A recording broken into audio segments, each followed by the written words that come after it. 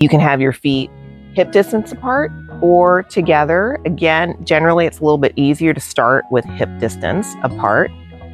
Pressing down in the big toe, the pinky toe, both sides of the heel, okay?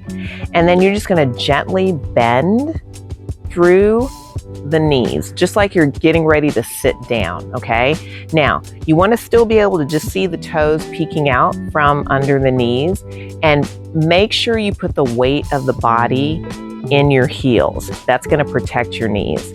And then you wanna sweep the arms up. Make sure that your arms are in line with your torso, so not coming forward, not behind you. Roll the shoulders back and down.